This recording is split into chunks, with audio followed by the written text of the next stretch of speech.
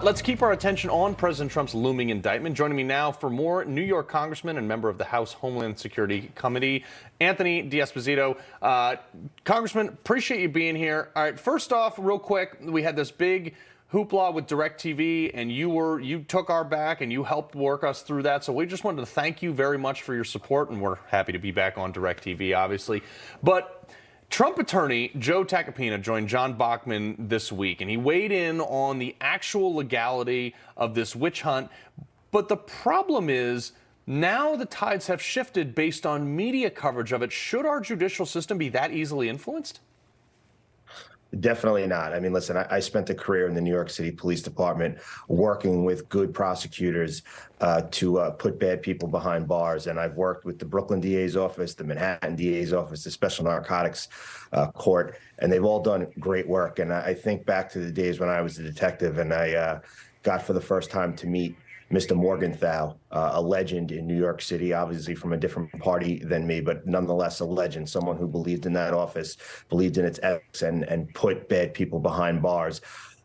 What Alvin Bragg is doing right now is a complete politicization of the district attorney's office. What he should be doing is focusing on putting criminals behind bars that are running around New York streets and ruining the quality of life for everyone instead. And this is not just about Donald Trump. Instead, he's focused on making his office part of a political witch hunt. Well, Congressman, to your point, look, you were one of the people on the front lines of this kind of stuff. When you see them downgrading sentencing for actual criminals that are caught in the act, and they don't even try to prosecute them, they downgrade them from felonies to misdemeanors, but they upgrade a former president from a potential misdemeanor, that's a loose case anyway, up to a felony.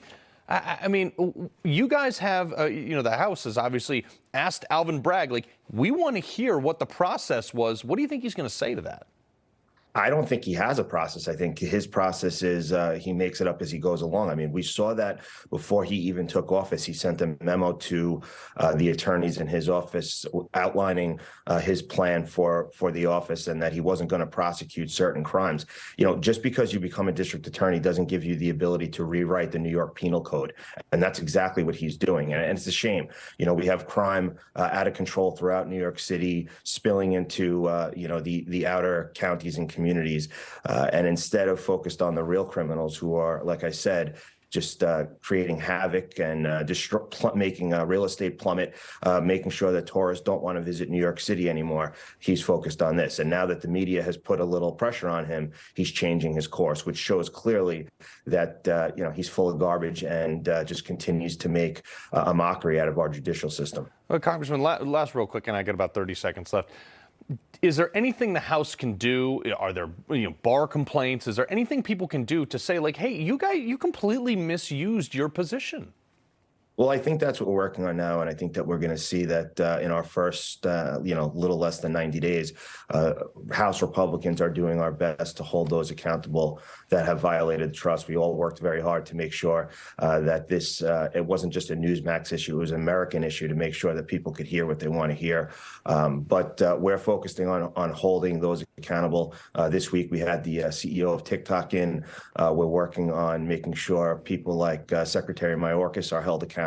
And that's what we're going to do. We're focused on that commitment to America, a nation that is safe, an economy that's strong, and again, a government that's held accountable. And that's exactly what we're going to do. We're going to hold those accountable that are violating the trust of the public. Yeah, Congressman, I mean, you're making way too much sense. The government, accountability and the government are polar opposites, sir. So we appreciate you doing your part, and I appreciate you being on today. Thank you so much. Have a great weekend. All right, folks.